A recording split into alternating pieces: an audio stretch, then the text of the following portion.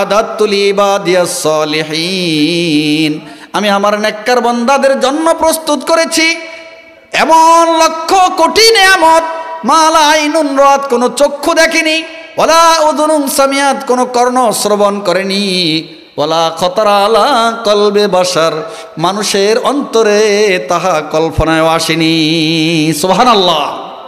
এত দামি নিয়ামত, দেখলে চোখ জুড়িয়ে যাবে, শ্রবণ করলে কর্ণ গহর শীতল হয়ে যাবে, এবং চোখ অন্তরে যখন কল্পনা করবে সরাসরি দেখে অন্তর কি হয়ে যাবে, সুকুনে ভরপুর। সাল্লাল্লাহু আলাইহি ওয়াসাল্লাম বলেন, আল্লাহ পাক বলেছেন, আমি জান্নাতের ভিতরে এমন কিছু বালাখানা প্রস্তুত করি, আমার নেককার বান্দাদের জন্য প্রস্তুত করে রাখি।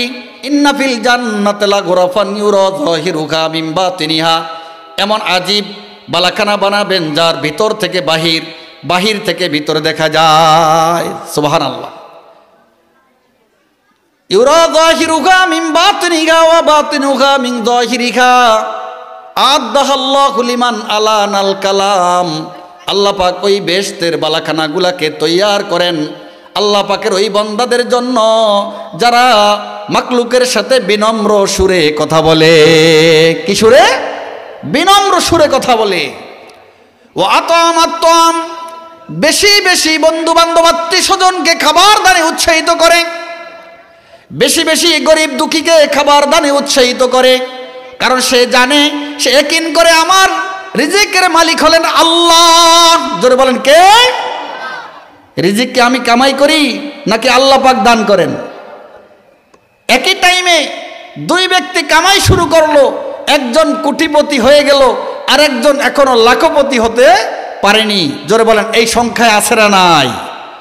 অল্প না বেশি? হাজার হাজার লক্ষ লক্ষ রয়েছে। প্রিয় বন্ধুগণ, সমাজে অসংখ্য মানুষ, হাজার হাজার মানুষ, লক্ষ লক্ষ মানুষ অক্লান্ত পরিশ্রম করতেছে, সারা রাত সারা দিন চেষ্টা করেই যাচ্ছে, লাখপতি হওয়ার চেষ্টা করছে, কেউ হতে পারছে না, কোটিপতি হওয়ার চেষ্টা করতেছে কিন্তু হতে পারছে না। কিন্তু আল্লাহ পাক কিছু মানুষকে ভাগ্য দিয়েছেন, সে ভাগ্যের অনুবলে আল্লাহ পাকের রহমতে অল্প চেষ্টায় কোটিপতি হয়ে যাচ্ছে। জোরে বলেন ঠিক কিনা?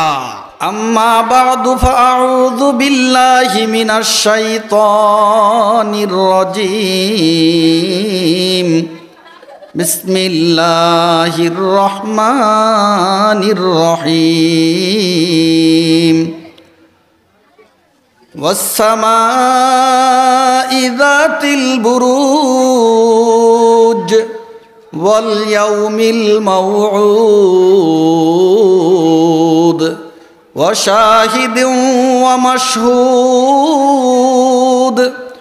কুতিলা আসহাবুল উখদুদ আন-নারি যাতিল ওয়াকুদ ইয হুম আলাইহা কুউদ ওয়া হুম আলা মা ইয়াফআলুনা বিল মুমিনিনা শুহুদ ওয়া মা নাকামু মিনহুম ইল্লা আন ইউমিনু বিল্লাহিল আজিজিল হামিদ। وقال رسول الله صلى الله عليه وسلم أشد الناس بلاء الأنبياء ثم الأمثل فالأمثل يبتلى الرجل على حسب دينه أو كما قال النبي عليه الصلاة والسلام. وعن أبي هريرة رضي الله تعالى عنه أنه قال قال رسول الله صلى الله عليه وسلم سبعة يظلهم الله في ظله يوم لا ظل إلا ظله إمام عادل وشاب نشأ في عبادة الله ورجل قلبه معلق بالمساجد إذا خرج منه حتى يعود إليه ورجل ذكر الله خاليا ففازت عيناه ورجلان تحابا في الله اجتمعا عليه وتفرقا عليه ورجل دعته امرأة ذات منصب وجمال فقال إني أخاف الله ورجل تصدق بصدقة فأخفاها حتى لا تعلم شماله ما تنفق يمينه اللهم ألهمنا مراشد أمورنا وأعذنا من شرور أنفسنا ومن سيئات أعمالنا اللهم حبب إلينا الإيمان وزينه في قلوبنا وكره إلينا الكفر والفسوق والعصيان واجعلنا من الراشدين واجعلنا من الذين لا خوف عليهم ولا هم يحزنون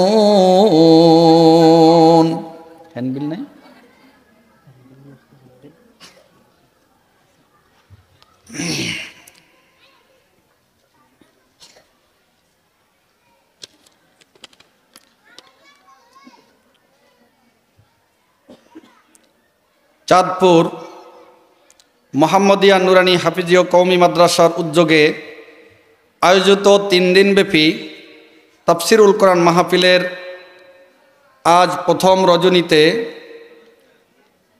উপস্থিত কাবিলে আলফ এহতরাম হজরত উলামায়ে কেরাম, আমার মুরব্বিয়ানে এজাম, পর্দার আড়ালের দিনদার ইমানদার, আল্লাহ প্রেমী, রসুল প্রেমী, দিন প্রেমী মা ও বোনেরা, আদরের ও স্নেহের শিশুরা, মহান রব্বুল আলামিনের দরবারে অসংখ্য অগণিত শুকরিয়া জ্ঞাপন করছি যে মহান মালিক আজকের এই মহতি আয়োজনে আমাদেরকে আল্লাহর সন্তুষ্টি হাসিল করার লক্ষ্যে উপস্থিত হওয়ার এবং শিরকত করার তৌফিক এনায়েত করেছেন। সেজন্য উঁচু কণ্ঠে আল্লাহ পাকের শুকরিয়া আদায় করি, আলহামদুলিল্লাহ।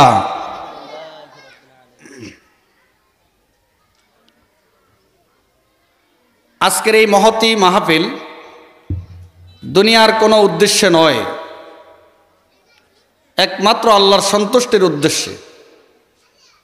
কথা বলেন, আল্লাহর সন্তুষ্টি ছাড়া আর কোনো উদ্দেশ্যে এই মাহফিল হয়েছে?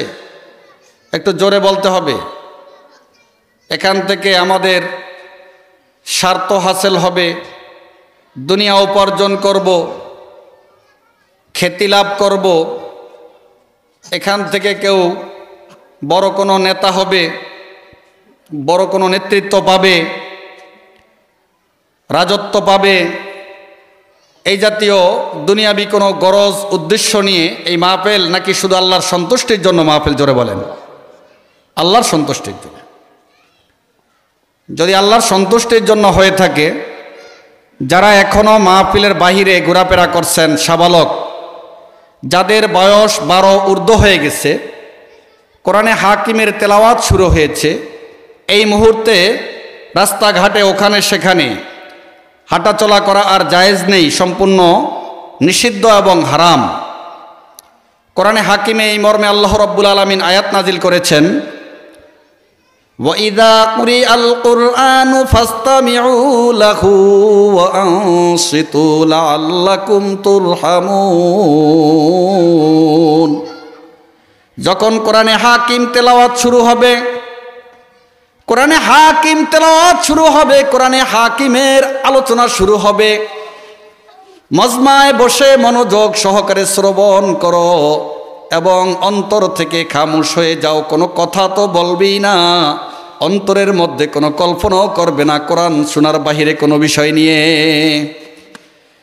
সেজন্য আমার যে সকল ভাইয়েরা এখনো মাহফিলের প্যান্ডেলের বাহিরে, দোকানে, চায়ের আড্ডাস্থলে, বিভিন্ন খাদ্য খাবারের পরিবেশে মোট কথা হলো বাজারের পরিবেশে ঘোরাফেরা করছেন, মাহফিলের উদ্দেশ্যে যদি এসে থাকেন সকলে সমবেত হয়ে যান, না হয় আল্লাহ পাকের ফেরেশতারা আপনাকে ক্যামেরা বন্দি করবে, ভিডিও করে ফেলবে।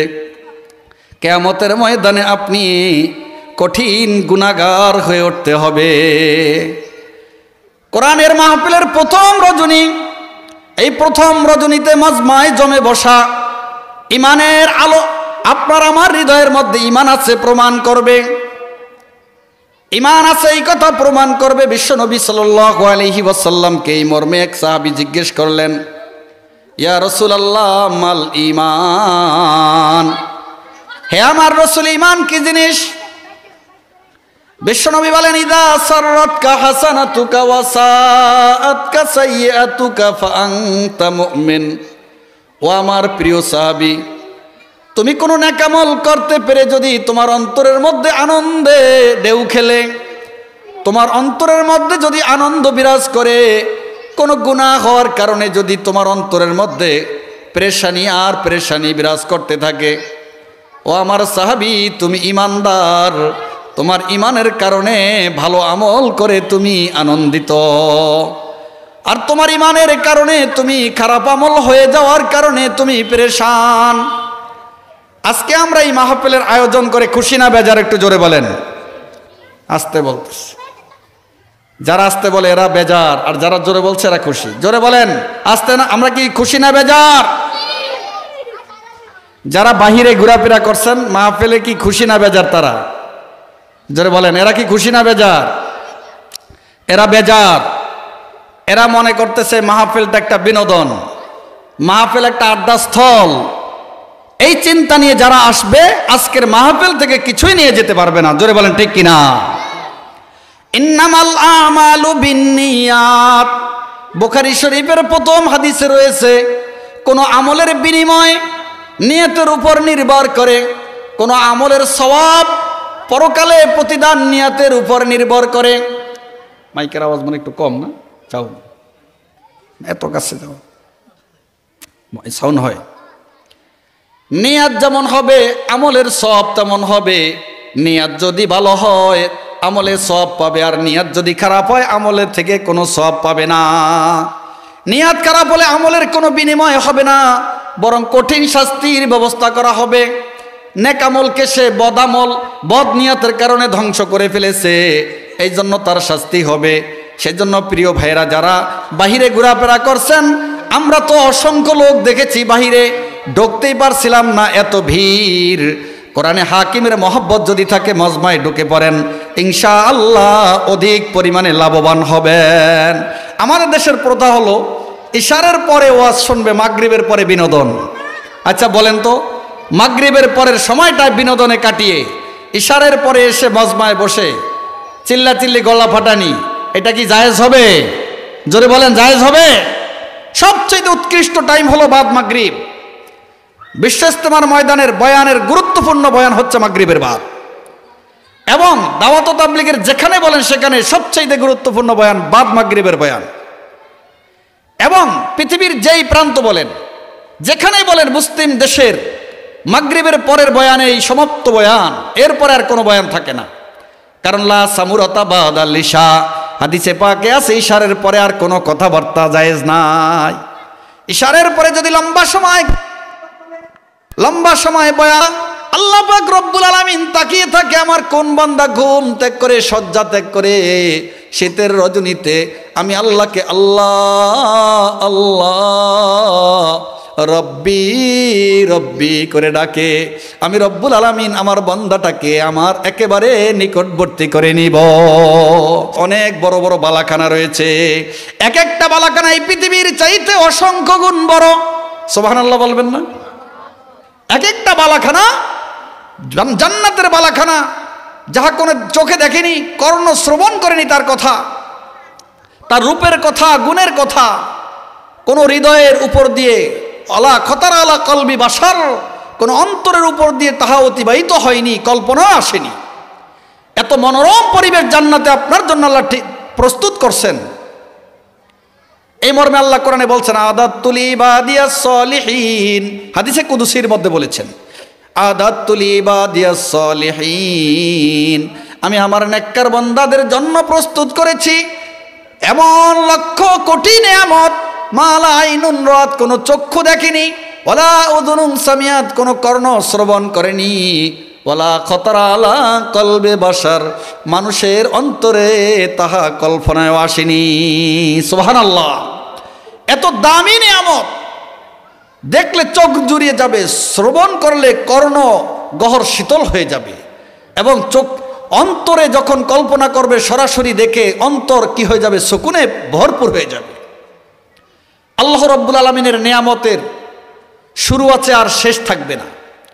এত নিয়ামত জান্নাতের মধ্যে আল্লাহ পাক দান করবেন, সেই বিষয়ে আমাদের আজকের আলোচনা এই মুহূর্তে নয়। এই মুহূর্তে আমরা কোরআনে হাকিমের যেই আয়াতগুলা তেলাওয়াত করেছি, এই ভূমিকার আলোচনার পরে সেই আয়াতগুলোর সংক্ষিপ্ত তাফসীর করব, যাহা বর্তমান প্রেক্ষার সাথে বর্তমান প্রেক্ষাপটে সম্পূর্ণ মিলে যাবে ইনশাআল্লাহ, এবং মনোযোগ সহকারে শ্রবণ করলে ইনশাআল্লাহ আপনারা উপকৃত হবেন এবং কামিয়াব হতে পারবেন। আমি যে হাদিসটি পড়তেছিলাম, বিশ্বনবী সাল্লাল্লাহু আলাইহি ওয়াসাল্লাম বলেন, আল্লাহ পাক বলেছেন, আমি জান্নাতের ভিতরে এমন কিছু বালাখানা প্রস্তুত করি, আমার নেককার বান্দাদের জন্য প্রস্তুত করে রাখি। আদাতু লিইবাদিয়াস সালিহিন, ইন্না ফিল জান্নাতি লাগুরাফান ইউরা যাহিরুহা মিন বাতিনিহা, এমন আজীব বালাখানা বানাবেন যার ভিতর থেকে বাহির, বাহির থেকে ভিতরে দেখা যায়। সুবহানাল্লাহ। ইউরা যাহিরুহা মিন বাতিনিহা ওয়া বাতিনুহা মিন যাহিরিহা, আদাহাল্লাহু লিমান আলানাল কালাম, আল্লাহ পাক ওই বেহেশতের বালাখানাগুলাকে তৈয়ার করেন আল্লাহ পাকের ওই বান্দাদের জন্য যারা মাকলুকের সাথে বিনম্র সুরে কথা বলে। কি সুরে? বিনম্র সুরে কথা বলে। ও আতাম, বেশি বেশি বন্ধু বান্ধব আত্মীয় স্বজনকে খাবার দানে উৎসাহিত করে, বেশি বেশি গরিব দুঃখীকে খাবার দানে উৎসাহিত করে, কারণ সে জানে, সে ইয়াকিন করে আমার রিজিকের মালিক হলেন আল্লাহ। জোরে বলেন কে? রিজিককে আমি কামাই করি নাকি আল্লাহ পাক দান করেন? একই টাইমে দুই ব্যক্তি কামাই শুরু করলো, একজন কোটিপতি হয়ে গেল আর একজন এখনো লাখপতি হতে পারেনি। জোরে বলেন এই সংখ্যায় আছে না নাই? অল্প না বেশি? হাজার হাজার লক্ষ লক্ষ রয়েছে। প্রিয় বন্ধুগণ, সমাজে অসংখ্য মানুষ, হাজার হাজার মানুষ, লক্ষ লক্ষ মানুষ অক্লান্ত পরিশ্রম করতেছে, সারা রাত সারা দিন চেষ্টা করেই যাচ্ছে। লাখপতি হওয়ার চেষ্টা করছে, কেউ হতে পারছে না। কোটিপতি হওয়ার চেষ্টা করতেছে, কিন্তু হতে পারছে না। কিন্তু আল্লাহ পাক কিছু মানুষকে ভাগ্য দিয়েছেন, সে ভাগ্যের অনুবলে আল্লাহ পাকের রহমতে অল্প চেষ্টায় কোটিপতি হয়ে যাচ্ছে। জোরে বলেন ঠিক কিনা? আপনি গরিব দুঃখীর পিছনে খরচ করেন, আপনার সম্পদের মধ্যে আল্লাহ রাব্বুল আলামিন বারাকা দান করবেন, ভরপুর বরকত দান করবেন। আপনি অসহায়দের পিছনে খরচ করেন, আল্লাহ পাক আপনার সম্পদে ভরপুর বরকত আর কামিয়াবি দান করবেন। আপনি যদি যাকাত না দেন, সাদাকা না দেন, আপনার সম্পদ একদিন নষ্ট হয়ে যাবে, আপনার সন্তান সন্ততি হেদায়েত পাবে না, আপনার পরিবারের লোকগুলা হেদায়েত পাবে না। এই সম্পদ বরং কিয়ামতের ময়দানে তার আগে কবরের মাধ্যমে সাফ হয়ে আপনাকে হাদিসে পাকের মধ্যে আসছে, সহিহ হাদিসে আসছে, 99টা সাপ আপনাকে ন্যস্ত করা হবে। প্রত্যেকটা সাপ আপনাকে কামড় দিলে পরে ফোঁটা বিষ পানিতে মাটিতে পড়বে, মাটিটা ফাইটা আগুনের কারণে, মাটিটা ফাইটা এই বিষের বিষাক্ততার কারণে 70 গজ ফেটে ওই লোকটা নিচে চলে যাবে, 70 গজ নিচে চলে যাবে। অবশেষে সাপটি কামড় দিয়ে, দ্বিতীয় নাম্বার সাপটি কামড় দিয়ে তাকে টেনে উঠাবে। এরপরে সে আবার ধ্বংসন করলে আবার মাটি পেটে 70 গজ নিচে যাবে। 3 নাম্বার সাপটি এভাবে আবার তাকে টেনে উঠাবে। এভাবে 70টি সাপ একের পর এক সিরিয়াল দিয়ে তাকে কামড়াবে। যাকাত না দিলে দুনিয়াতেও বিপদ, পরকালেও বিপদ। দুনিয়াতে সম্পদের বরকত থাকবে না, আপনার জানের মধ্যে বরকত থাকবে না, আপনার মালের মধ্যে থাকবে না, পরিবারের মধ্যে বরকত থাকবে না। যাকাত না দিলে স্ত্রী কথা শুনবে না, যাকাত না দিলে আপনার সন্তান যেই যাকাতের মাল খাবে, আপনি দেওয়া ছিল ফরজ গরিব দুঃখীকে, সেটা খাওয়ালেন সন্তানকে, ওই সন্তান নাফরমান হয়ে যাবে, হৃদয় নষ্ট হয়ে যাবে। আপনাকে মৃত্যুর সময় থাপ্পড় চোপড়াবে, মারবে, কাটবে, অত্যাচার করবে, নির্যাতন করবে। আপনি যেই সম্পদ দিয়ে ধনী হতে চেয়েছিলেন সেই সম্পদ আপনাকে লাঞ্ছনা দিবে, সেই সম্পদ আপনাকে অপদস্থ করবে, সেই সম্পদ আপনাকে ধ্বংস করে দিবে। বেইজ্জতির সাথে খাবার না খেয়ে ওই সম্পদ অবশেষে পেটে যাবে না, মৃত্যুর সময় আপনাকে না খেয়ে অনাহারে মৃত্যুবরণ করতে হবে। জোরে বলেন ঠিক কিনা? সেজন্য আল্লাহ পাক রব্বুল আলামিন বিশ্বনবীর জবানে বলেছেন, ওয়া তাআমাত তাআম, গরিব দুঃখীদেরকে যে খাবার দেয়, অসহায়দেরকে খাবার দেয়, আত্মীয় স্বজনদেরকে খাবার দেয়, খাবার দানে উৎসাহিত করে, আমার ওই প্রিয় বান্দা 2 নাম্বার এই বালাখানাগুলি পাবে জান্নাতের মধ্যে। 3 নাম্বার ওয়াতাতাবা'আস সিয়াম, আর যেই বান্দা সারা বছরে লাগাতার রোজা রাখে, আপনার আইয়ামুল বীজে রোজা রাখে। আইয়ামুল বীজ হলো আরবির চন্দ্র মাসের যেই দিনগুলি আপনার খুব উজ্জ্বল আলোকময়, এই দিনে আপনার রোজা রাখার সুযোগ আছে। 14, 15, 16 অথবা 15, 16, 17 এই দিনগুলোতে রোজা রাখার, অথবা একদিন পরে একদিন রোজা রাখার, এটা সাহাবা আজমাইনদের আদত ছিল।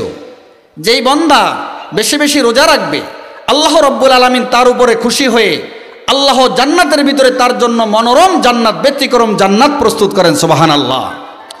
এই রোজার মাধ্যমে শরীর থেকে ক্যান্সার জীবাণু ধ্বংস হয়ে যায়। রোজার মাধ্যমে শরীর থেকে বড় বড় রোগ ধ্বংস করে দেন আল্লাহ পাক রব্বুল আলামিন। যে ব্যক্তি বেশি রোজা রাখবে তার শরীরকে আল্লাহ পাক বেশি সুস্থ রাখবে। 4 নাম্বার ওয়াসাল্লা বিল্লাইলি ওয়ান্নাসু নিয়াম, আর আল্লাহ পাকের ওই প্রিয় বান্দার জন্য আল্লাহ পাক এই দামি দামি বালাখানা, দামি দামি কুঠুরিগুলাকে যার ভিতর থেকে বাহির, বাহির থেকে ভিতর দেখা যাবে, এত দামি মনোরম জান্নাত সৃষ্টি করবেন ওই বান্দার জন্য। যেই বান্দা রাতের গভীরে শীতের দিনে অথবা শীত ছাড়া উঠে যায়, রাত 3টার দিকে উঠে যায়, 4টার দিকে উঠে যায়, কোনো মানুষ জানে না, টের পায় না, একমাত্র টের পায় কে? জোরে বলেন, আরো জোরে বলেন কে? আসতে বলতেছে। এই যারা বসে আছেন এগো কোনো শক্তি নাই, বল নাই, কোনো রকমের বুদ্ধি নাই, জন্য এরা কথা বলে না। জোরে বলেন, আমি যে উঠেছি কেউ দেখে নাই, রাতের গভীরে দেখছে কে? আল্লাহ। আল্লাহ রব্বুল আলামিন দেখতেছেন আমার বান্দা আমাকে দেখাবার জন্য, আর কাহাকে নয়, শুধু আমাকে দেখাবার জন্য। আমি বুখারী শরীফের একটি হাদিস পড়েছি, সেই হাদিসের মধ্যে আল্লাহর রসুলকে আল্লাহ জানিয়েছেন, আল্লাহর রসুল নিজ ভাষায় সে হাদিসটা ব্যক্ত করেছেন। 7 প্রকারের মানুষকে কিয়ামতের ভয়ঙ্কর মুহূর্তে আল্লাহ রাব্বুল আলামিন নবী রসুলদের সাথে আরশের ছায়াতলে স্থান দান করবেন। সুবহানাল্লাহ। তার মধ্যে এক ব্যক্তি হলো রাজুলুন যাকারাল্লাহ খালিয়ান ফাফাজাত আইনা, ওই বান্দা, যেই বান্দা আল্লাহ পাকের প্রিয় বান্দা, নির্জনে আল্লাহর জিকির করে, কেউ জানে না। সুবহানাল্লাহ। জিকির করে একা, কেউ জানে কে? আরো জোরে বলেন কে? শুধু আল্লাহ জানে, আর পৃথিবীর কেউ জানে না। এই হাদিসের মধ্যে ঠিক সেই কথাটাই এসেছে। 7 প্রকারের মানুষ আরশের ছায়াতলে নবী রাসূলদের সাথে কিয়ামতের মহাসংকটের দিন স্থান পাবে। তার মধ্যে এক ব্যক্তি হলো নির্জনে জিকির করে, কোন জামাতবন্দি হয়ে জিকির করার কথাই হাদিসে বলে নাই। জামাতবন্দি হয়ে জিকির করার ফজিলত ভিন্ন হাদিসে আছে। বুখারী শরীফে 7 প্রকারের মানুষ কিয়ামতের মহাসংকটের দিনে আরশের ছায়াতলে স্থান পাবে। 7 প্রকারের তেলাওয়াত আমি করেছি, তার মধ্যে একজন হলো রাজুলুন যাকারাল্লাহ খালিয়ান ফাফাজাত আইনা, ওই আল্লাহর প্রিয় বান্দা যে নির্জনে জিকির করে, আল্লাহ আল্লাহ আল্লাহ আল্লাহ জিকির করে, ছোট আওয়াজে জিকির করে, পৃথিবীর আর কেউ জানে না, শুধু আল্লাহ জানে আর সে জানে। সুবহানাল্লাহ। আর আল্লাহর মধুময় নামটি জিকিরের মধ্যে তার ভালোবাসার সাথে, ভয় ভীতির সাথে চোখ থেকে তার বুকে পানি ঝরাতে থাকে। ফাফাজাত আইনা, চোখের পানি বুক দিয়ে ভেসে যায়। সুবহানাল্লাহ বলবেন না? রাজি আছেন তো? কারা কারা রাজি? রাতের গভীরে উঠবেন, নিয়ত করি আল্লাহ তুমি কবুল ফরমাও, আমিন, হাত নামাই। জীবনে যদি বেশ কিছুদিন পৃথিবীর কেউ জানে না, স্ত্রীকে শুধুমাত্র দেখাবার জন্য স্ত্রীকে সজাগ করে দিবেন, উজু করে আপনার সাথে 2 রাকাত পড়ার জন্য। যদি বেচারি অসুস্থ থাকে স্ত্রীকে জাগ্রত করবেন না, সে যেন টেরো না পায় যে আল্লাহর সাথে আপনি একটু প্রেম করতে যাচ্ছেন, স্ত্রী যেন টেরো না পায়। আর যদি স্ত্রী সুস্থ থাকে, সে যদি ঘুমানোর পূর্বেই বলে থাকে হ্যাঁ আমাকে জাগ্রত করবেন, আমি উঠব, তাহলে স্ত্রীকে একটু উঠাবার চেষ্টা করবেন। যদি সে না উঠতেছে ঘুম থেকে, তাহলে একটু ঠান্ডা পানি তার চেহারায় চোখে কি করবেন। হাদিসে পাকের মধ্যে আছে সবচেয়ে শ্রেষ্ঠ নেককার ইমানদার বান্দা হলো যে তাহাজ্জুদের জন্য রাত্রে ওঠে আর তার স্ত্রীকে উঠাবার চেষ্টা করে, উঠতে না চাইলে ঠান্ডা পানি তার চোখে একটু দিয়ে তাকে জাগ্রত করে তাহাজ্জুদে দাঁড়া করে দেয়। বলে এই রকম স্বামী আর স্ত্রীর চাইতে দামি আল্লাহ পাকের বান্দা বান্দীদের মধ্যে আর নেই। রাজি আছেন তো ইনশাআল্লাহ? কারা কারা রাজি আছেন এবার বলেন? আমরা ইনশাআল্লাহ আমাদের স্ত্রীদেরকে আমরা জাগিয়ে আমরা তাদেরকে সহকারে নামাজ পড়বো। রাজি তো ইনশাআল্লাহ? ছোট বাত, আল্লাহ রাব্বুল আলামিন জান্নাতের ভিতরে সবচাইতে মনোরম এই বেহেশতগুলি এই 4টা গুণ বিশিষ্ট ব্যক্তিদের জন্য সৃষ্টি করবেন। আবার অন্য ধরনের বেহেশত আবার ভিন্ন গুণ বিশিষ্ট জান্নাতীদের জন্য সৃষ্টি করবেন। আমি যেই কথাটা বলতে চেয়েছিলাম আমার প্রিয় বন্ধুরা, আজকের এই মহান মাহফিলে আমরা যদি মাজমায় উপস্থিত না থাকি, এশারের পরে 1টা 2টা পর্যন্ত ঘুম ত্যাগ করবেন, সেখানে আপনি রাতের অংশটাকে শেষ করে ফেলবেন, এরপরে ঘুমাবেন, ফজরের নামাজ কাজা হয়ে যাবে না, আপনার নেকি হবে না বদি হবে? জোরে বলেন, কথা বলেন, সওয়াব হবে না গুনাহ হবে? এই জন্য বলেন শ্রেষ্ঠ সময় ওয়াজ শোনার জন্য এশারের পরের টাইম না মাগরিবের পরের টাইম? বলেন না ওয়াজের জন্য সবচেয়ে উত্তম সময় কোনটা? এশারের পর না মাগরিবের পর? তো যারা এশারের পরে ওয়াজ শোনার চিন্তা ভাবনা করে তারা শ্রেষ্ঠ, না মাগরিবের পরে যারা বয়ান শোনার চিন্তা ভাবনা করে তারা শ্রেষ্ঠ? যারা মাগরিবের পরে ওয়াজ শোনার চিন্তা করে। আজকের থেকে আমরা হাদিসের আলোকে যে আলোচনা করেছিলাম আমল করার চেষ্টা করব, মাগরিবের সময়টাকে মূল্যায়ন করব। আল্লাহ রাব্বুল আলামিন আমাদেরকে এই উসিলায় হেদায়েত দান করবেন। আমার সম্মানিত উপস্থিতি, বর্তমানে সমগ্র পৃথিবীতে একটা স্লোগান, সেই স্লোগানটা জানেন? আমি আপনাদের কাছে প্রশ্ন করব, উত্তর আমি দিব না পারলে। সকল কাফের মুশরিক ইহুদি খ্রিস্টান মুরতাদ নাস্তিক হিন্দু বৌদ্ধ যত আছে সকলের একটা স্লোগান, সেই স্লোগানটা কি জানেন? কি স্লোগান? যেখানে পাও সেখানে ঠেকাও, শুধু মুসলিম ঠেকাও, মুসলিম ঠেকাও। আপনারা এটা জানেন? জানেন না? আচ্ছা, তাহলে এটা না থাকলে কাশ্মীরে মুসলমানদেরকে শহীদ করা হয়েছে। বিগত 10 বছরের ভিতরে লক্ষ লক্ষ মা বোনদেরকে হত্যা করা হয়েছে, তাদের সাথে ব্যভিচারী করা হয়েছে। লক্ষ লক্ষ যুবকদেরকে শহীদ করা হয়েছে, লক্ষ লক্ষ শিশুদেরকে মায়ের কোল খালি করা হয়েছে, শহীদ করা হয়েছে। ফিলিস্তিনের গাজাতে লক্ষাধিক হয়ে গেছে এ পর্যন্ত নারী শিশু এবং মুজাহিদ যুবক সহ তাদেরকে শুধু হত্যা করা হচ্ছে, গুলি করা হচ্ছে, বোম্বিং করা হচ্ছে, একসাথে হাজার হাজার শহীদ করা হচ্ছে। কখনো একজনকে একা, কখনো 10 জনকে একসাথে, কখনো 20 জনকে একসাথে, কখনো 50কে, কখনো 100কে, কখনো 1000কে হত্যা করা হচ্ছে। জোরে বলে হত্যা করা হচ্ছে কি হচ্ছে না? আসতে বলেন কেন? মাথা ঝুলাইলে হবে না, আমি মুখ দিয়ে বলছি, আপনারা আওয়াজ দিয়ে বলতে হবে। হত্যা করা হচ্ছে কি হচ্ছে না? বুঝে থাকলে আওয়াজ দিবেন, এতে ইমানি জজবার ইমানি জোর বাড়বে ইনশাআল্লাহ। এরপরে আসেন আরাকান রাজ্যে রোহিঙ্গাদেরকে বর্তমানে আমাদের বাংলাদেশে তাদেরকে অবস্থান দেয়া হয়েছে। প্রায় 10 লক্ষ ঊর্ধ্ব রোহিঙ্গা বাংলাদেশে আশ্রয় নিয়েছে কি নাই? নাই? হ্যাঁ আছে। তাদের প্রজন্ম কি 10 লক্ষ আছে না আরো বাড়ছে? আরো বাড়ছে। আরাকান রাজ্যে কত লক্ষ রোহিঙ্গা মুসলিমকে, মজবার ভিতরে কথা বেশি হয় নাকি? কষ্ট হয়। আরাকান রাজ্যে রোহিঙ্গা নিধনের চিত্র আপনারা কি কিছুটা দেখেছেন না দেখেন নাই? জোরে বলেন, দেখেছেন কি দেখেন নাই? বাংলাদেশে যখন রোহিঙ্গাদেরকে আশ্রয় দেওয়া হচ্ছিল তখন কি রোহিঙ্গাদের কঠিন থেকে কঠিন নির্মম নিপীড়ন নির্যাতন নিধন চলমান অবস্থায় রোহিঙ্গারা সহ্য করতে পারছে না। বাংলাদেশ সেনাবাহিনী সেই চিত্রটাকে দেখে তারা সহ্য করতে না পেরে রোহিঙ্গা মুসলিমদেরকে বাংলাদেশে ঢুকাবার জন্য প্রধানমন্ত্রী বরাবর আবেদন করেছিল।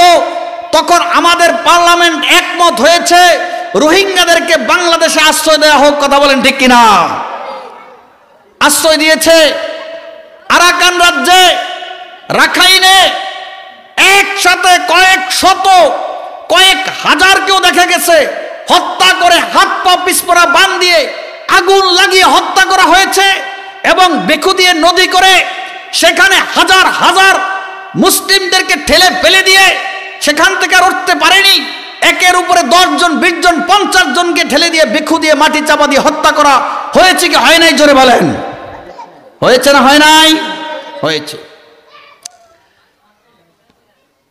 এই যে বর্তমানে আফগানিস্তান, যেই আফগানিস্তানে বর্তমানে সমগ্র বিশ্ব ভূমানচিত্রে একটি মাত্র পবিত্র দেশ, যেই দেশে ইসলামী এমারা, ইসলামী খেলাফার, ইসলামী হুকুমা, কোরআন সুন্নাহর আলোকে শাসন ব্যবস্থা প্রতিষ্ঠিত হয়েছে। আল্লাহ পাকের পবিত্র কোরআনের শতভাগ সংবিধান বাস্তবায়ন চলছে কোরআন সুন্নাহর আলোকে, হানাফি মাযহাব আলোকে। আফগান ভূমিতে আল্লাহ পাকের পবিত্র দ্বীনকে প্রতিষ্ঠা করার কাজ চলছে। পৃথিবীতে মাত্র একটা দেশ। জোরে বলেন কয়টা দেশ? আরো জোরে বলেন কয়টা দেশ? কয়টা? নাম কি? আফগানিস্তান। নাম কি? এই আফগানিস্তানে হাজার হাজার, হাজার হাজার বলা ভুল হবে, লক্ষ লক্ষ মা বোনদেরকে ইজ্জত দিতে হয়েছে, লক্ষ লক্ষ শিশুদের জীবন দিতে হয়েছে, লক্ষ লক্ষ মুজাহিদদের জীবন দিয়ে, রক্ত দিয়ে এই আফগান মাটিতে যুদ্ধ চালাতে হয়েছে। অবশেষে যে সকল মুজাহিদ ভাইরা টিকেছিলেন তাদের হাতে আল্লাহ রাব্বুল আলামিন বিজয় দান করেছেন। সেই বিজয় এখন টিকে আছে। আফগানিস্তানে আল্লাহ রাব্বুল আলামিন কোরআনী শাসন ব্যবস্থা কায়েম রাখছেন তাদের রক্তের বিনিময়ে এবং তাদের কষ্ট মুজাহাদার বিনিময়ে। জোরে বলেন ঠিক কিনা? সম্মানিত হাজিরিন, এই আফগানিস্তানে লক্ষ লক্ষ জীবন দিতে হয়েছে। বর্তমানে আপনার মালিতে মুসলিমদেরকে হাজার হাজার নিধন করা হচ্ছে। আমেরিকার আদেশে, এই জালেম খ্রিস্টানদের আদেশে ইয়াহুদিরা, বর্বর ইয়াহুদিরা, ইসরায়েলি সন্ত্রাসীরা, তারা হলো সন্ত্রাস আর ওরা হলো তাদের বস।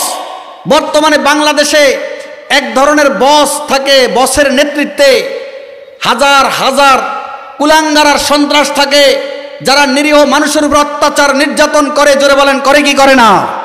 আরো জোরে বলেন করে কি করে না? আসতে বলেন কি ভয়ে? সমাজে আছে না নাই? যে কোনো সময় যে কোনো মুসলিমের উপরে, যে কোনো অমুসলিমের উপরে, নিরীহ মানুষের উপরে নিপীড়ন চালায়, নির্যাতন চালায়। এ জাতীয় জালেম কুলাঙ্গার আছে না নাই? নাকি আওয়ামী লীগের আমলে, শেখ হাসিনার আমলে ছিল, এখন তো নাই? আছে নাকি? জোরে বলেন না আছে? আছে। ভয় কিসের? ওই কুলাঙ্গারদের বিরুদ্ধে প্রয়োজনে আবার যুদ্ধ হবে, আরেকটি যুদ্ধ হবে। কুলাঙ্গার যদি এই বাংলাদেশ থেকে নির্মূল না হয় তবে ইনসাফ ভিত্তিক শাসন ব্যবস্থা বাংলায় যে কোনো দল বলেন, ইসলামিক দল, অনিসলামিক দল, যে কোনো দল বলেন, প্রতিষ্ঠিত করতে পারবে না। এদেশে কুলাঙ্গার মুক্ত, স্বৈরাচার মুক্ত করার জন্য যদি যুদ্ধ আরো 10 বছর চালাতে হয়, এদেশের যুবকদেরকে নিয়ে, এদেশের বৃদ্ধদেরকে নিয়ে, এদেশের মা বোনদেরকে নিয়ে, এদেশের আলেম ওলামা ছাত্রদেরকে নিয়ে আবারও 10 বছর যুদ্ধ চালাতে হলে চালাবো ইনশাআল্লাহ। সুপ্রিয় উপস্থিতি, আমি আমার ভূমিকার আলোচনায় এ পর্যন্ত এসেছি। মূল আলোচনায় চলে যাব এখন। আল্লাহ রাব্বুল আলামিন পৃথিবীর শুরু থেকে শেষ পর্যন্ত ঈমানদারদেরকে পরীক্ষায় ফেলবেন। তার ঈমান আছে না নাই, কতটুকু ঈমান আছে, কতটুকু তার ঈমানি শক্তি আছে, কতটুকু তার আমলের শক্তি আছে, সেই পরীক্ষা করার জন্য তাকে বড় বিপদে ফেলবেন, ঈমানি বিপদে। তার সামনে জালেমকে দাঁড় করে দিবেন, তাকে জালেম শাস্তির মুখোমুখি করবে এবং তার ঈমান নষ্ট করার চেষ্টা করবে, সে বলবে ইন্নী আখাফুল্লাহ ওয়ালা আখাফুজ জালিম, আমি শুধু আল্লাহকে ভয় করি, আমি কোন স্বৈরাচার আর জালেমকে ভয় করি না। আল্লাহ রাসূলের সাহাবীরা যেভাবে ঈমানের সাক্ষ্য দিয়েছিল জালেমের সামনে, আফজালু জিহাদিন কালিমাতু হাক্কিন ইনদা সুলতানিন জায়ের, সর্বোৎকৃষ্ট জিহাদ হচ্ছে জালেম আর স্বৈরাচারের সামনে হক কথা বলা। আমি ঈমান ছাড়বো না, আমি ঈমানদার, আমি আল্লাহকে ভালোবাসি তোমাকে নয়, আমি কোরআনকে ভালোবাসি কোরআন পরিপন্থী কোনো সংবিধানকে নয়, আমি ইসলামী শরিয়াকে ভালোবাসি, গণতান্ত্রিক কোনো নিয়ম নীতিমালাকে ভালোবাসি না, গণতান্ত্রিক সংবিধানকে আমি ভালোবাসি না, আল্লাহর কোরআন রাসূলের সুন্নাহের সংবিধানকে আমি ভালোবাসি, যেই সুন্নাহর যেই কোরআন আল্লাহ রাব্বুল আলামিন নাজিল করেছেন আল্লাহর জমিনে সংবিধান প্রতিষ্ঠিত করার জন্য। জোরে বলেন ঠিক কিনা?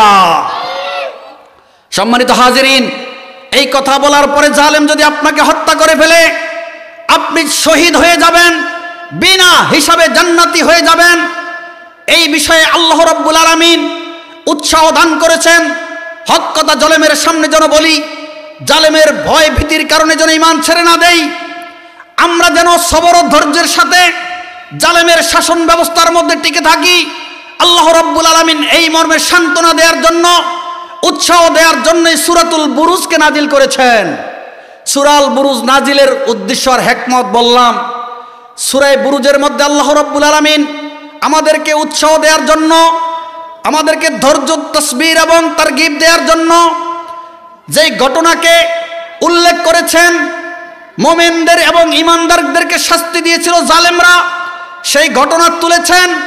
এবং যেই জালেমরা ঈমানদারদেরকে শাস্তি দিয়েছিল শুধু ঈমানের কারণে, ইসলামের কারণে, আল্লাহকে রব বলে স্বীকার করার কারণে, ওই জালেমদেরকে আল্লাহ রাব্বুল আলামিন দুনিয়া এবং আখিরাত উভয় জাহানে শাস্তির ব্যবস্থা করেছেন। সম্মানিত হাজিরিন, আমাদের ঈমান, মুসলিমদের ঈমান এত শক্তিশালী হবে যে আমাকে যদি এখন বোম্বিং করবে, হত্যা করবে, এরকম ধমকি দেওয়া হয়, আমার ঈমান যাবে না। যদি সত্যিকারে আমি ঈমানদার হয়ে থাকি, আমাকে যদি গুলি করার ভয় দেখায় যে গুলি এখনই করে ফেলবে, আমার সামনে কয়েকজনকে গুলি করেছে, আমাকে গুলির ধমকি দিয়েছে যে তুই যদি ঈমান না ছাড়ো, মুহাম্মদকে গালি না দাও, আল্লাহকে গালি না দাও, তাহলে তোমাকে গুলি করে হত্যা করে ফেলবো। সেই সময় আমরা হযরত খুবাইব রাদিয়াল্লাহু তাআলা আনহুকে এবং তার সঙ্গীদেরকে তো শহীদ করা হয়েছিল।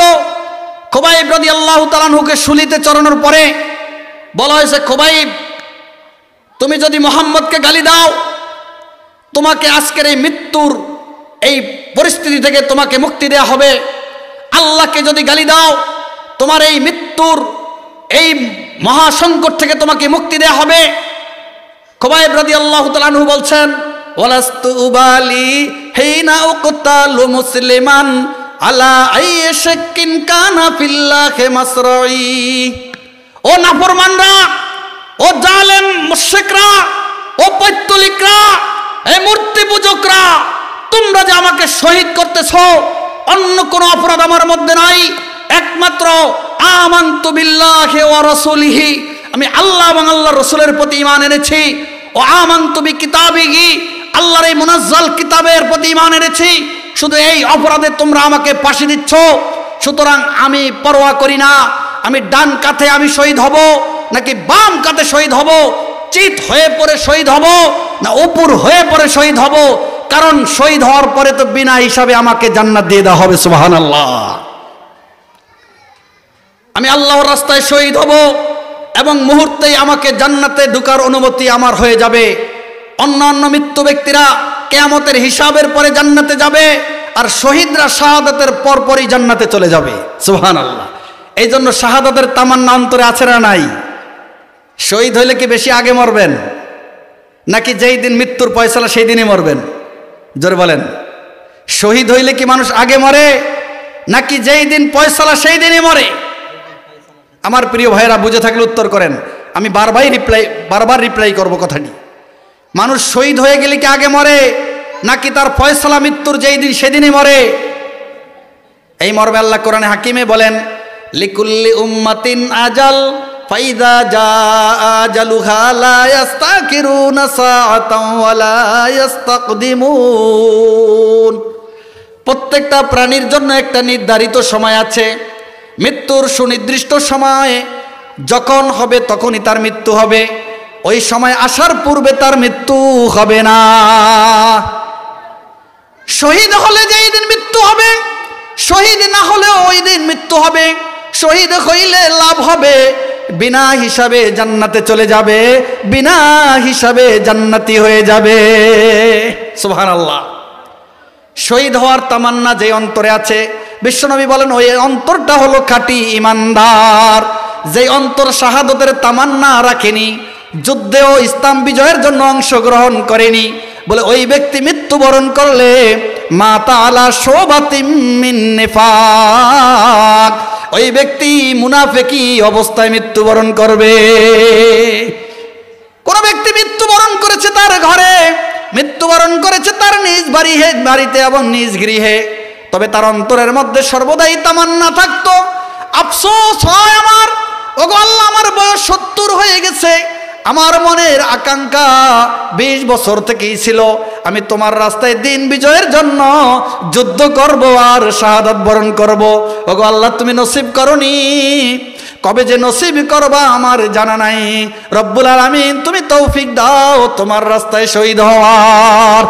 ওই বান্দা 80 বছর বয়স পূর্ণ হলো, নিজ বাড়িতে মৃত্যুবরণ করলো, নিজ সন্তানদের সাথে এবং নিজ বাবা মায়ের সাথে কবরস্থানে সমাহিত হলো। বলে মৃত্যুর পরে আল্লাহ রব্বুল আলামিন তাকে শাহাদাতের মৃত্যু দান করবেন এবং শাহাদাতের মৃত্যুর পরে তাকে আল্লাহ পাক শহীদদের সাথে যেই মুআমালা সেই মুআমালা করবেন। সুবহানাল্লাহ বলবেন না? এই নিয়ত করা যায় কি যায় না? বাড়িতে মৃত্যুবরণ করবেন কিন্তু অন্তরে থাকবে শহীদ হতে পারতাম। কার কার নিয়ত আছে? বিশ্বনবী বলেন এই ব্যক্তি ঈমানদার যার অন্তরের মধ্যে শাহাদাতের তামান্না থাকবে। হাত উঠাইয়া বলেন সুবহানাল্লাহ, লিল্লাহি তাকবীর। আরো জোরে বলেন লিল্লাহি তাকবীর, লিল্লাহি তাকবীর। আল্লাহ তুমি আমাদেরকে শাহাদাতের জন্য কবুল করো বলি আমিন। আমার তো নিয়ত আছে, আমাদের তৃতীয় বিশ্বযুদ্ধ গাজওয়াতুল হিন্দ কিছুটা বোঝা যায়। ইন্ডিয়ার অপবিত্র বাহিনী, নাপাক বাহিনী বর্তমানে আমাদের সীমান্ত এলাকায় সব দিকে 40-এর কাছাকাছি নতুন করে সেনা ক্যাম্প নির্মাণ করতেছে। উদ্দেশ্য কি? বাংলাদেশিদের সাথে যুদ্ধ করতে এত সেনা ক্যাম্প তোদের প্রয়োজন। জেনে রাখ, যখন আল্লাহ পাকের সাহায্য আসবে বাংলার মুজাহিদরা তোদের এক একটা বুলেটে এক একটা সেনা ক্যাম্প উড়িয়ে ফেলবে। জোরে বলেন ঠিক কিনা? তোরা পারবি না। অপৈতলিক হাজার হাজারোটার বোঝাই হবে তোদের গলার পইতা। অবশেষে মুজাহিদরা কোথায় গিয়ে আশ্রয় নিবে? হযরত ঈসা রুহুল্লাহর সাথে দাজ্জালকে হত্যার কাজে নিয়োজিত হবে।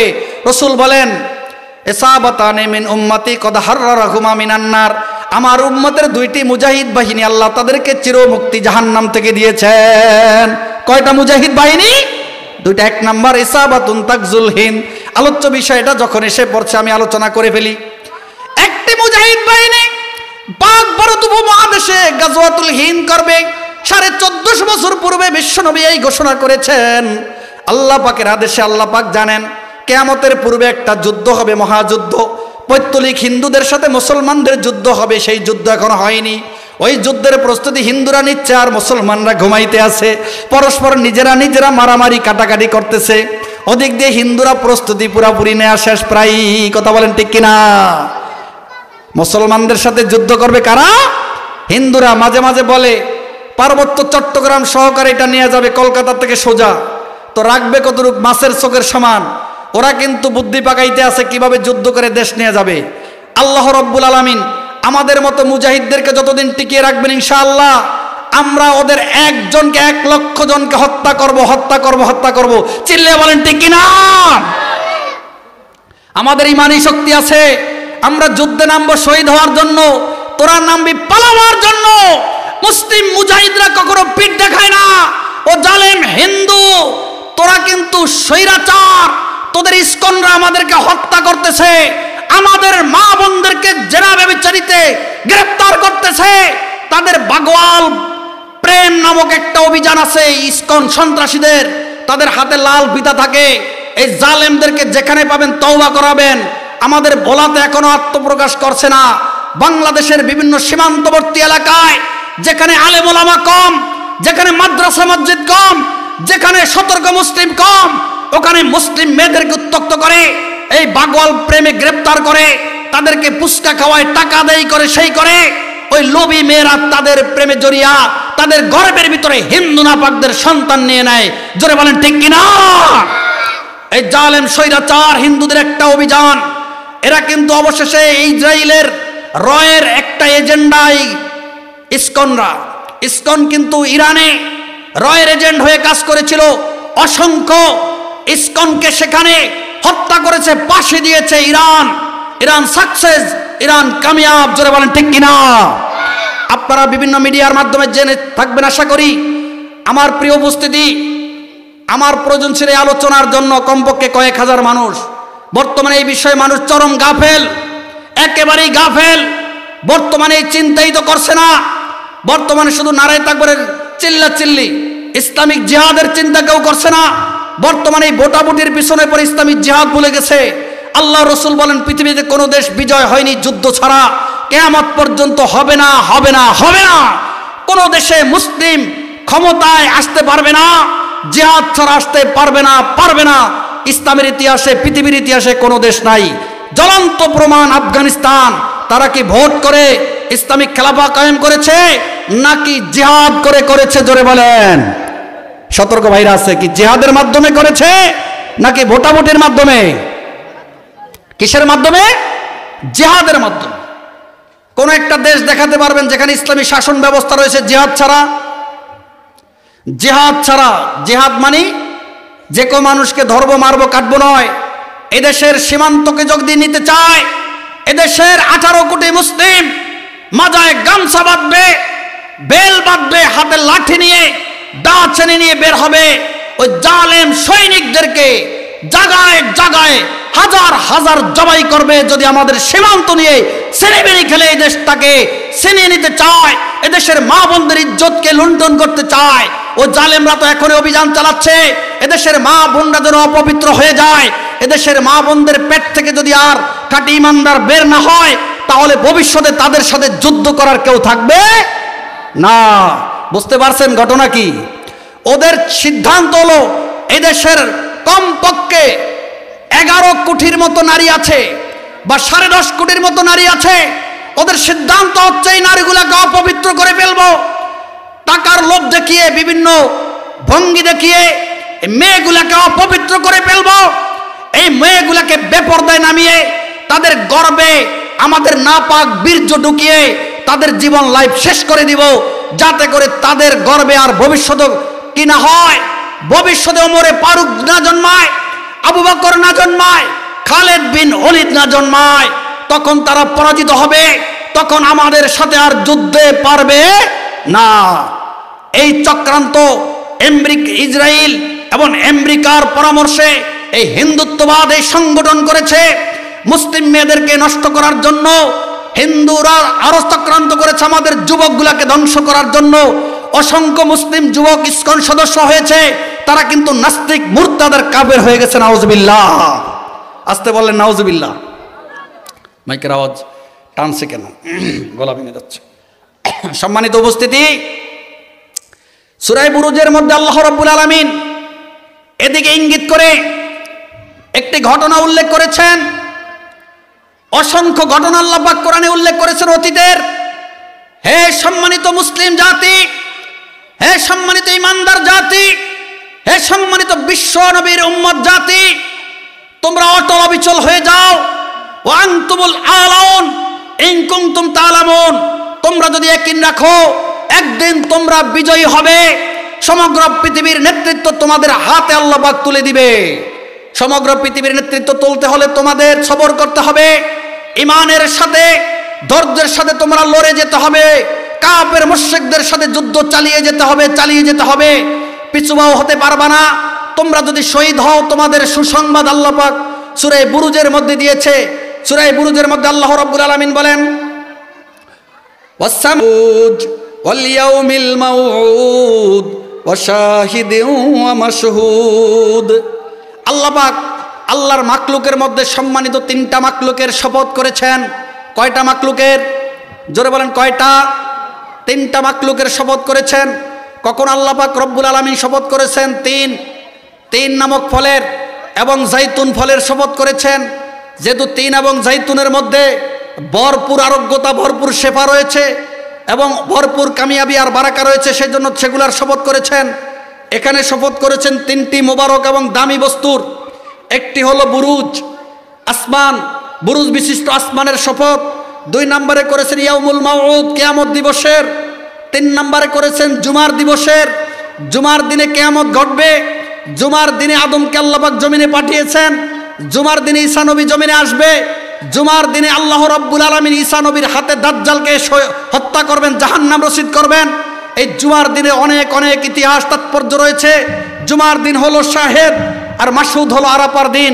যে আরাফার ময়দানে হাজী সাহেবান অংশগ্রহণ করলে তাদের গুনাহ মাফ হয়ে যায়। সুবহানাল্লাহ। আরাফার ময়দানে যখন হাজীরা অংশগ্রহণ করেন তাদের সমস্ত গুনাহ মাফ হয়ে যায়। এই জন্য আল্লাহ রসুল বলেন, আল্লাহ হাজ্জু আল আরাফা, হজই হচ্ছে আরাফার ময়দান। আরাফার ময়দানে যদি কেউ হজের দিনে অংশগ্রহণ করতে না পারে, উপস্থিত থাকতে না পারে, ওই ব্যক্তির হজ হয় না। ওই ব্যক্তি ইহরামের সাদা কাপড় পরিহিত থাকতে হবে আগামী বছর পর্যন্ত। যখন আগামী বছর আসবে আবার হজ করে দিতে হবে। আরাফার ময়দানে উপস্থিত থেকে আপনাদের ওজিউল্লাহ মেম্বার সাহেব আমার সাথে হজ করেছে আলহামদুলিল্লাহ 2016 সালে। অনেক সুন্দরভাবে হজ করেছে বেচারা। হজের মধ্যে অনেক আনুগত্যতার সাথে কাজ করেছেন। যখন যেইভাবে বলেছি সেইভাবে কাজ করেছেন। অনেক সুন্দরভাবে আরাফার ময়দানে উপস্থিত ছিলেন। হজরে আসওয়াদ পাথরকে চুমা দিয়েছে। যদি একটু শারীরিক দুর্বল ছিলেন, আমি জওয়ান মানুষ ছিলাম, আমার সাথে উনি হজরে আসওয়াদ কালো কালো পাথর চুমা দিয়েছে আলহামদুলিল্লাহ।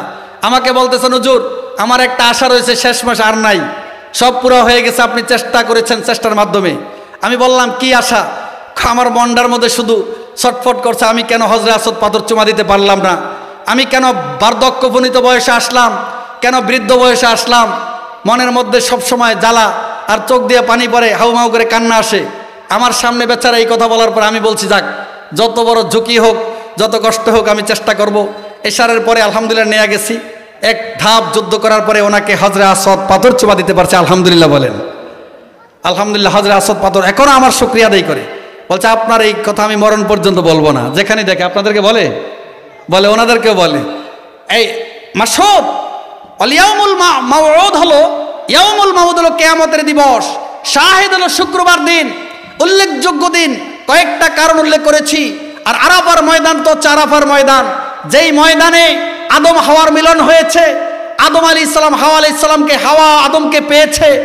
হাজার হাজার বছরের পরে আল্লাহ পাক রব্বুল আলামিন তাদেরকে আবার পুনর্মিলনী করেছেন এই আরাফার ময়দানে জাবালে রহমতের কাছে। যেই জাবালে রহমতের উপরে আমি উঠেছি, আল্লাহ পাক একাধিকবার উঠার তৌফিক দিয়েছেন। যাই হোক, এখানে সংক্ষিপ্ত আলোচনা করব, লম্বা আলোচনা নয়। আল্লাহ রব্বুল আলামিন যা বলে আপনাদেরকে, যেই কথা বলে আপনাদেরকে উৎসাহ দিতে চেয়েছেন, তারগিব দিতে চেয়েছেন এবং আপনাদেরকে ধৈর্যের আদেশ করেছেন, নাসিহা করেছেন, সেই কথা হলো কুতিলা আসহাবুল উখদুদ। আসহাবুল উখদুদেরকে লানত করা হয়েছে। আসহাবুল উখদুদেরকে এখানে বলা হয়েছে কুতিলা, মানে হত্যা করা হয়েছে। কুতিলা আসহাবুল উখদুদ, আসহাবুল উখদুদের লানত করা হয়েছে, অভিশপ্ত করা হয়েছে। এখানে মাজির শব্দ দিয়ে আল্লাহ পাক ব্যক্ত করেছেন। কারণ কি? মাজি মানে অতীতকাল। অতীতকাল, বর্তমানকাল, ভবিষ্যৎকাল। কয়টা কাল? 3টা কাল। 3 কালের মধ্যে সবচাইতে নিশ্চিত কাল কোনটি জোরে বলেন? বর্তমান, ভবিষ্যৎ না অতীত? অতীত। বলতে পারেননি। অতীতকাল হচ্ছে সবচেয়ে নিশ্চিত। বলেন তো, গতকালকে আপনি যেই কাজটা করেছেন নিশ্চিতভাবে হয়েছে, এখন যে আপনি বর্তমানে করতে পারবেন কোনো নিশ্চয়তা জোরে বলেন আছে? নাই। ভবিষ্যতে করতে পারবেন নিশ্চয়তা আছে? নাই। তাহলে অতীতকালটাই হচ্ছে সুনিশ্চিত। আল্লাহ রাব্বুল আলামিন কোরআনে হাকিমে অসংখ্য জায়গায়, যেমন কদ আফলাহাল মুমিনুন, মাজির সিগা ব্যবহার করেছেন, অতীতকালীন শব্দ দিয়ে ব্যবহার করেছেন। এখানেও আল্লাহ রাব্বুল আলামিন বলেছেন আসহাবুল উখদুদরা লানত প্রাপ্ত হয়েছে, অভিশপ্ত প্রাপ্ত হয়েছে, সুনিশ্চিত তাদেরকে অভিশপ্ত করা হয়েছে। তারা কারা? আন্নারি যাতিল ওয়াকুদ, প্রজ্বলিত অগ্নি। এই আসহাবুল উখদুদ যে উখদুদ তৈরি করেছে, গর্ত তৈরি করেছে, বড় বড় গর্ত, বড় বড় বিশাল বড় বড় কূপ খনন করেছে, হাজার হাজার মানুষকে সেখানে ধাক্কা দিয়ে ফেলে দেয়া যায় আর আগুন জ্বালানো যায়। এই উখদুদ খদ্দুনের বহুবচন উখদুদ শেক্কুন ফিল আরদে, জমিনের ভিতরে বড় ধরনের গর্ত আর ইন্দ্রা, সেই ইন্দ্রা করেছিল মুমিনদেরকে সেখানে ফেলে দিয়ে সেখানে আগুন জ্বালিয়ে তাদেরকে হত্যা করার জন্য। আল্লাহ রাব্বুল আলামিন কি করেছে শুনুন তাহলে। ইদহুম আলাইহা কুউদ, তারা সেখানে চতুর্দিকে চেয়ারে বসেছে আর তামাশা করতেছে, হাজার হাজার মুমিনরা এখন জ্বলে পুড়ে মরবে। ওয়াকুম আলা মা ইয়াফালুনা বিল মুমিনিনা শুহুদ, আর তারা মুমিনরা যে আগুনের মধ্যে জ্বলতেছে, মুমিনদের সাথে নির্মম নির্যাতন নিপীড়ন ব্যবস্থা করেছে, এ বিষয়ে সচক্ষে তারা দেখেছে। আল্লাহ রাব্বুল আলামিন কিয়ামতের শাস্তির জন্য তাদেরকেই সাক্ষী বানিয়েছে তাদের আযাবের। ওয়ামা নাকামু মিনহুম ইল্লা আন ইউমিনু বিল্লাহিল আজিজিল হামিদ। আর এই জালেমরা মুমিনদেরকে যে কঠিন শাস্তির সম্মুখীন করেছে, কি কারণে করেছে? শুধুমাত্র করেছে মুমিনরা পড়েছে লা ইলাহা ইল্লাল্লাহু ঈসা রূহুল্লাহ, মুহাম্মদুর রাসূলুল্লাহ বলিনি কেন? এই ঘটনা ঘটেছে ফাতরাতুল ওহীর জমানায়। হযরত ঈসা আলাইহিস সালামকে যখন আসমানে তুলে নিয়ে গেছেন, ঈসা আলাইহিস সালাম থেকে মুহাম্মদুর রাসূলুল্লাহ নবী হওয়ার মধ্যবর্তী সময়ে এই ঘটনা ঘটেছে। কোন মুফাসসিরিন বলেছেন নাজরানে ঘটেছে, কোন মুফাসসিরিন বলেছেন সিরিয়ায় ঘটেছে, কোন মুফাসসিরিন বলেছে এই ঘটনা ইয়ামেনে ঘটেছে, বিভিন্ন অঞ্চলের কথা বলেছেন। এই ঘটনার যেখানে ঘটুক, আল্লাহ রাব্বুল আলামিন এই ঘটনার জমিনে এই ভূপৃষ্ঠে ঘটিয়েছেন। মুমিনদের সাথে কি ঘটেছিল সেই দিন? একটি বাদশার নাম এসেছে যার নাম হলো ইউসুফ জু নওয়াজ। ইউসুফ জু নওয়াজের জমানায় 5 মিনিট দেরি করা যায় না? যদি হয়ে যায় আলহামদুলিল্লাহ, সমস্যা নেই। আজান 5 মিনিট পরে হইলে সমস্যা নেই, নামাজ টাইম মতো হবে, আর আগে শেষ হলে হয়ে গেল। ইউসুফ জু নওয়াজ নামে একজন বাদশা ছিল ওই যুগে, নবী সাল্লাল্লাহু আলাইহি সাল্লাম নবী হওয়ার, ঈসা আলাইহিস সালামকে আসমানে উঠিয়ে নেওয়ার মাঝামাঝি সময়ে। ধরেন ইয়েমেনের ভিতরে ইউসুফ জু নওয়াজ এই বাদশার জমানা, বাদশাও ছিল মূর্তি পূজক, স্বৈরাচার, জালেম। তার জমানায় একজন জাদুঘর ছিল, জ্যোতিষবিদ। ওই জ্যোতিষবিদ ছিল অত্যন্ত বিচক্ষণ। সে আসমানে তারকা দেখে বিভিন্ন জ্ঞানের তথ্য দিত, কি ঘটবে বা কি ঘটেছে এই তথ্য দিত। একদিন বাদশাকে বলল, বাদশা মহোদয়, আমার তো জীবনের শেষ, লাইফের প্রায় শেষ, আপনার রাজ্যের মধ্যে সবচেয়ে মেধাবী একটা ছেলেকে আমাকে দান করুন, সে আমার ছাত্র হবে। আমি তা আমার যত যোগ্যতার বিদ্যা আছে, এই জ্যোতিষী যত বিদ্যা আছে, সকল বিদ্যা তার কাছে আমানত রাখব, তাকে দান করব। ঠিক বাদশা তার রাজ্যের মধ্যে বড় ধরনের অনুসন্ধান চালালেন এবং খুঁজতে খুঁজতে একটা যুবক পেলেন। ওই যুবকের নাম হলো আব্দুল্লাহ ইবনে তামের রাদিয়াল্লাহু আনহু। আব্দুল্লাহ ইবনে তামের কে জাদুঘরের সামনে, সাহেরের সামনে পেশ করা হলো। এই জাদুঘর তাকে জাদুবিদ্যা শেখাচ্ছে। আব্দুল্লাহ তামের যখন এই জাদুঘরের কাছ থেকে এলেম শিখে, বিদ্যা শিখে বাড়ির দিকে আসতে থাকেন, প্রতিমধ্যে ঈসা আলাইহিস সালামের একজন বড় প্রতিনিধি, একজন বড় আলেম, বড় পাদ্রী বা বড় রাহেব, ওই সময়ের জন্য সে ছিল ধর্মের অনুসারী, সে ছিল মুসলিম, সে ছিল একজন মুআল্লিম এবং একজন বড় বীর মুজাহিদ, তার অনুসরণ ফরজ ছিল। ওই যুবক আসার পথে ওই রাহেবের কাছে কিছু সময় দিতে শুরু করে। রাহেবের কাছে সময় যখন দিতে শুরু করে, আনন্দ লাগে আর মজা লেগে যায়। এক সময় রাহেবের কাছে বলতেছে, হুজুর, হযরত আমার বাবা মা আমাকে রাগ করে পথে কোথাও থাকলে। আমার ওস্তাদ ওই যে জাদুঘর, সে বাবা মায়ের কাছে বিচার দিয়েছেন আমি আপনার কাছে থাকি না, কোথায় থাকি তারা এখনো জানে না আমি কোথায় থাকি। তবে আমি যে রাহেবের ওই যে জাদুঘরের কাছে, জ্যোতিষবিদের কাছে যাই না, সেই বিচার বাবা মার কাছে পৌঁছেছে। কি করা যায়? আমার এখন কি করা যায়? তখন ওই রাহেব খ্রিস্টান আলেম বললেন, খ্রিস্টান আলেম কিন্তু বর্তমানে কোনো মূল্য নাই। বর্তমানে খ্রিস্টানরা ভ্রান্ত এবং বড়, পৃথিবীর মধ্যে সবচেয়ে বড় স্বৈরাচার এবং সবচেয়ে বড় জালেম এবং সবচেয়ে বড় সন্ত্রাস। জোরে বলেন কারা? খ্রিস্টানরা। জোরে বলেন কারা? খ্রিস্টানরা। সেই যুগে খ্রিস্টানদের অনুসরণ ছিল ফরজ, কারণ আমাদের নবী এখনো নবী হন নাই। তখন আব্দুল্লাহ তামেরকে ওই যে খ্রিস্টান পাদ্রী বলেন, তুমি তোমার বাবা মায়ের কাছে যখন যাবে বলবে আমি আমার সেই জাদুঘর জ্যোতিষবিদের কাছে ছিলাম, ওস্তাদের কাছে ছিলাম।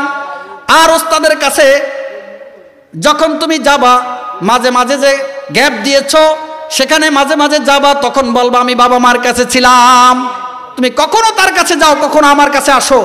এভাবে শিখতে শুরু করে। দীর্ঘদিন চলে যাওয়ার পরে ওই আব্দুল্লাহ তামের পথে একটা বাঘ পথের মধ্যে শুয়ে আছে। হাজার হাজার মানুষ সেখানে দাঁড়িয়ে আছে। বাঘের কারণে তারা পথ চলতে পারছিল না। তখন মনের মধ্যে একটা বুদ্ধি আসলো আব্দুল্লাহ তামেরের, আমার রাহেব যদি সত্যবাদী হয়, তার আল্লাহ যদি মহাশক্তিবান রব হয়, আমি তার নামে এই পাথর ছড়ব, দেখি চাই বাঘটা মৃত্যুবরণ করে কিনা। সত্যিকার একটা পাথর নিয়ে তিনি বললেন, আল্লাহুম্মা ইন কানা মা ক্বালার রাহিবু হাক্কান ফাকতুল হাযা যিবা। হে আল্লাহ, তুমি এই বাঘটাকে হত্যা করে দাও। পাথরটা মারার সাথে সাথে বাঘের মাথায় গিয়ে পড়লে পরে বাঘটা সেখানেই মৃত্যুবরণ করে। সুবহানাল্লাহ। এই ঘটনা দেখে মানুষ সকলে বলতে শুরু করলো, লাকাদ আলিমা ইলমান মা আলিমাহু আহাদুন। এই যুবক এমন এলেম শিখেছে পৃথিবীর কেউ শিখতে পারে নাই। তখন সেখানে একজন অন্ধ ছিল। অন্ধ বলে উঠল, ও ভাই আমার, তুমি আমার চোখে হাত দিয়ে এই যে কথাটা বলেছো, এই কথাটা বলো, আল্লাহ পাক আমাকে সুস্থ করবে, তোমার রব সুস্থ করবে। সত্যিকারে ওই যুবক আব্দুল্লাহ তামের অন্ধ ব্যক্তির চোখে হাত দিয়ে বললেন, আল্লাহুম্মা ইন কানা মা ক্বালার রাহিবু হাক্কান সাহিহ হাযাল আমা। হে আল্লাহ, তুমি এই অন্ধকে সুস্থ দাও। সাথে সাথে অন্ধ ব্যক্তি সুস্থ হয়ে গেল। সুবহানাল্লাহ। এই সময় যারা উপস্থিত ছিল সকলে মুসলমান হয়ে সকলে পড়ে ফেলছে, লা ইলাহা ইল্লাল্লাহু ঈসা রূহুল্লাহ। ঈসা নবীকে রূহুল্লাহ বলে, নবী বলে, ঈসা নবীউল্লাহ বলে। যত লোক এখানে ছিল সবাই মুসলমান হয়ে গেছে। এখন এই সংবাদ পৌঁছে গেল কোথায়? জোরে বলেন, কোথায় বসলো? বাদশার কাছে বসলো। বাদশা জালেম। এই বাদশা এখন শাস্তির ফয়সালা করলো। এই যুবককে এমন শাস্তি দিবা যেটা ওই রাহেব ওই খ্রিস্টান আলেমকে দিবা না, এবং এই অন্ধ ব্যক্তিকে এমন শাস্তি দিবা যা দুজনকে দিবা না। আব্দুল্লাহ তামেরের পূর্বে হত্যা করে ফেলছে তারা করাত দিয়ে কেটে, ওই রাহেবকে এবং অন্ধ মুসলিমকে হত্যা করে ফেলছে। এবার পালাকার আব্দুল্লাহ তামের। আব্দুল্লাহ তামেরকে পাহাড়ে নিয়ে গেল। পাহাড়ের অনেক সুউচ্চ পাহাড়ের চুটিতে আব্দুল্লাহ তামেরকে নিয়ে উঠলো। আব্দুল্লাহ তামেরকে যখন নিয়ে উঠলো, তারা এখন ঠেলে ধাক্কা দিয়ে ফেলে দিবে। এমন মুহূর্তে আল্লাহ পাক রব্বুল আলামিন কঠিন এক জালজালা, যেটাকে ভূমিকম্প বলে, ভূমিকম্প আব্দুল্লাহ তামের বুঝতেই পারে না, টেরও পায়নি। ওদিকে যারা উঠেছে তাকে হত্যা করার জন্য সকলে ওখান থেকে ছুটে পড়ে সকলেই জাহান্নাম রসিদ হয়ে গেছে। আলহামদুলিল্লাহ, আলহামদুলিল্লাহ বলবেন না? এবার আব্দুল্লাহ তামের নিচে নেমে আসলো। নতুন করে সৈনিক তাকে আবার গ্রেপ্তার করলো, আবার সাগরের মাঝখানে নিয়ে গেল। আব্দুল্লাহ তামেরকে সেখানে পানিতে ডুবিয়ে হত্যা করবে। জল তরঙ্গ এসে ওই যত সৈনিক আছে ইউসুফ জুনাওয়াছের সকলকে ডুবিয়ে হত্যা করে ফেললো। আব্দুল্লাহ তামের নিরাপদে উপরে উঠে গেলে। সুবহানাল্লাহ। আব্দুল্লাহ তামেরকে জিজ্ঞেস করলো, আমরা তোমাকে হত্যা করতে চাই, তুমি কি মন্ত্র দিচ্ছ? আমরা তোমাকে হত্যা করতে কেন পারছি না? আব্দুল্লাহ তামের বলেন, হত্যা করার জন্য বুদ্ধি আমার কাছে আছে। তোমরা যদি আমাকে শহীদ করতে চাও তাহলে আমার বুদ্ধি মতো আমাকে শহীদ করতে হবে। বলে, সেই কি বুদ্ধি? বলে, বুদ্ধি হচ্ছে তোমরা বিশাল এক মাঠ, এই রাজ্যের মধ্যে ইয়ামেনের মধ্যে বিশাল বড় মাঠ আছে, যেখানে কমপক্ষে 2-4-5 কোটি মানুষ আসবে। সেই মাঠে বাদশা সহ আসবে, সাউন্ড বক্স লাগানো হবে, মাঠের মাঝখানে আমাকে শুলিতে চড়ানো হবে এবং তীর নিক্ষেপ আমার দিকে করার জন্য এইভাবে প্রস্তুতি নিবে, এবং বলা হবে আব্দুল্লাহ তামেরের রবের নামে তার দিকে তীর ছাড়লাম। সুবহানাল্লাহ। সত্যিকারে আব্দুল্লাহ তামেরের রবের নামে যখন তীর নিক্ষেপ করলো আব্দুল্লাহ তামেরের দিকে, আব্দুল্লাহ তামের শাহাদত বরণ করলেন।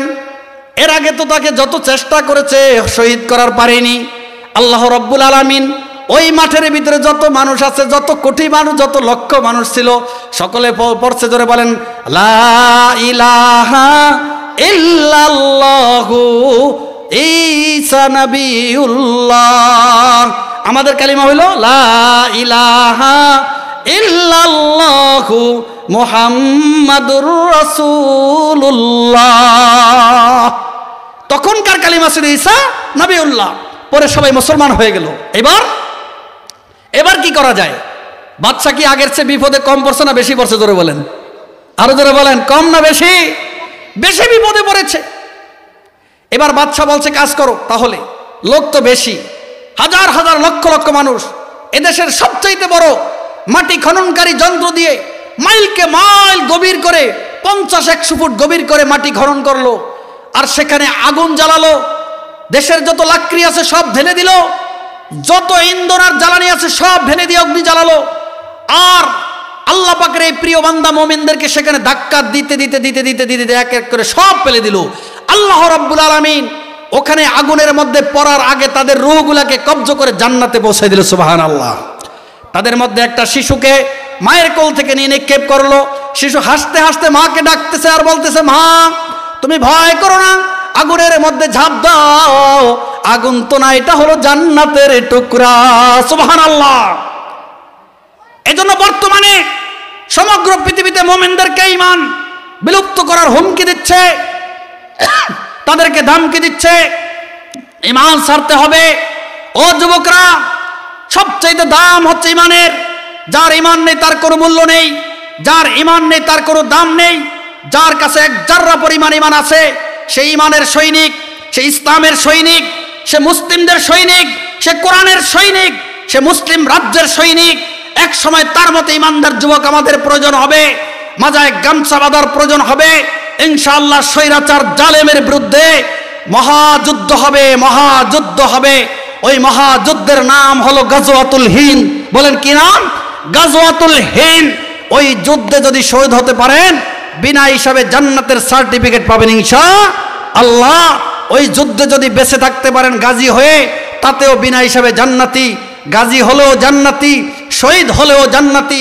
আল্লাহ রাব্বুল আলামিন আমাদেরকে ইমানি শক্তিতে সীসা ঢালা প্রাচীরের ন্যায় বানিয়ে দেখ, আমাদেরকে ইমানি শক্তিতে মহাবুরুজের মতো বানিয়ে দেখ, আমাদেরকে ইমানি শক্তিতে গাজার মুজাহিদদের মতো বানিয়ে দেখ, ইমানি শক্তিতে আফগানি মুজাহিদদের মতো বানিয়ে দেখ, ওমরে ফারুক, ওসমান গনি রাদিয়াল্লাহু তাআলা আনহু এবং সকল সাহাবীদের মতো আমাদেরকে বানিয়ে দেখ। বলি আমিন। সুবহানাল্লাহি ওয়া বিহামদিহি, সুবহানাকাল্লাহুম্মা ওয়া বিহামদিকা, আশহাদু আল্লা ইলাহা ইল্লা আনতা আস্তাগফিরুকা ওয়া আতুবু ইলাইক।